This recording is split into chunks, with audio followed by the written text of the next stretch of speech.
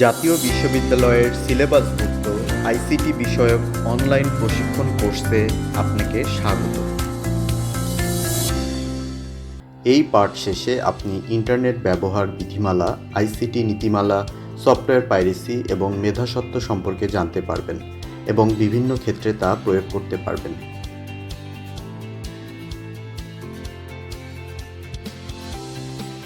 দেশের স্বনামধন্য বিশ্ববিদ্যালয়ের একজন শিক্ষার্থী রিয়াদ গ্রাফিক ডিজাইন শেখার জন্য একটি জনপ্রিয় সফটওয়্যারের ক্র্যাক করা পাইরেটেড ভার্সন ইন্টারনেট থেকে ডাউনলোড করে। সে ভাবল, এটা তো শুধু শেখার জন্য, ক্ষতি কী? কয়েক সপ্তাহ ভালোই চলছিল, কিন্তু হঠাৎ একদিন তার ল্যাপটপ ধীরে চলতে শুরু করে।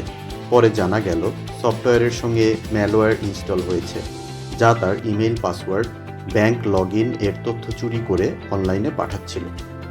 শুধু তাই নয়, তার মোবাইল ব্যাংকিংয়ের তথ্যও হাতিয়ে নেওয়ার চেষ্টা করা হয় এবং ল্যাপটপে বিভিন্ন ধরনের আপত্তিকর বিজ্ঞাপনের দৃশ্যও আসতে থাকে, যা তাকে বিব্রতকর অবস্থায় ফেলে দেয়। এ ঘটনায় বেশ কিছু প্রশ্ন উঠে আসে। রিয়াদের কাজটি কি নৈতিক ছিল, বা ইন্টারনেট ব্যবহারের নিয়ম কি তার জানা ছিল? সফটওয়্যার পাইরেসি আমাদের দেশে কতটা সাধারণ এবং কেন তা রোধ করা কঠিন? ইন্টারনেট রুলস অ্যান্ড রেগুলেশনস না মানলে ব্যক্তিগত ও সামাজিকভাবে কী ধরনের ক্ষতির সম্মুখীন হতে হয়? ইন্টেলেকচুয়াল প্রপার্টি রাইটস বা মেধাস্বত্ব রয়েছে এমন জিনিস ব্যবহারের আইনগত ঝুঁকি কতটুকু? আসুন এই প্রশ্নগুলোর উত্তর আজকের পাঠের মাধ্যমে খোঁজার চেষ্টা করি।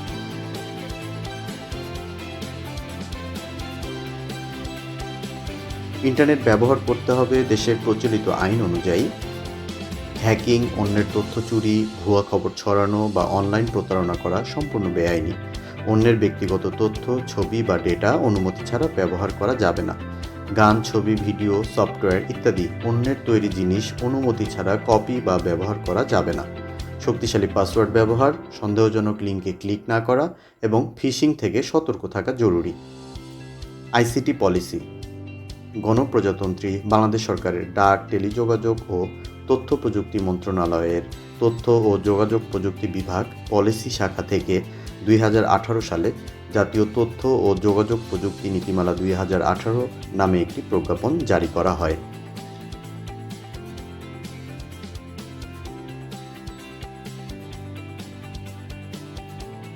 সফটওয়্যার পাইরেসি মানে হলো কোনো সফটওয়্যার অবৈধভাবে কপি, ব্যবহার বা বিক্রি করা। পাইরেটেড সফটওয়্যারে অনেক সময় ভাইরাস বা ম্যালওয়্যার থাকতে পারে।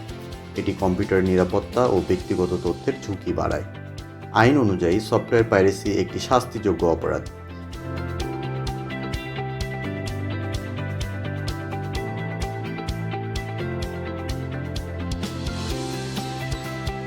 এটি প্রযুক্তি উদ্ভাবন ও নতুন সফটওয়্যার তৈরির উৎসাহ কমায়।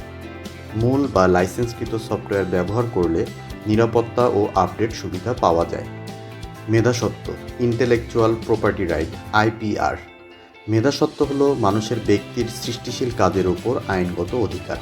অর্থাৎ কেউ কোনো নতুন চিন্তা, উদ্ভাবন, লেখা, নকশা, শিল্পকর্ম, সফটওয়্যার, গান বা ব্র্যান্ডের নাম তৈরি করলে সেটির মালিকানা ও ব্যবহার নিয়ন্ত্রণের অধিকারী মেধাস্বত্ব, যা অনুমতি সাপেক্ষে তৃতীয় কোনো পক্ষ ব্যবহার করতে পারে।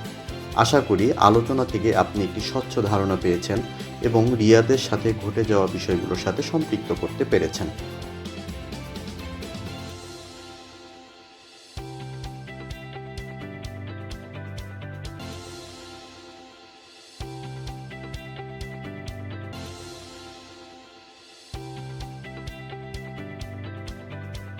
পরবর্তী ভিডিওতে ক্লাউড স্টোরেজ ও কোলাবোরেশন টুলস সম্পর্কে জানব।